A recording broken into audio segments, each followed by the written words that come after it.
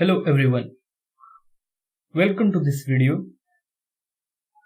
In this video we will learn how to create button groups. To create a button group, first I need to create a div with the class of btn-group, and now add some buttons, give them background color.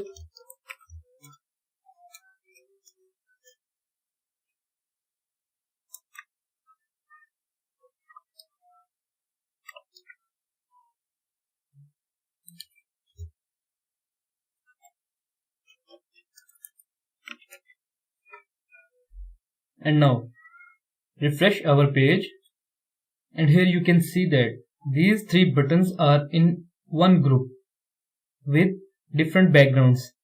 To create a vertical button group, I just copy the previous button group. What I will do, I will just change this class name to btn group vertical. Save this, and you can see that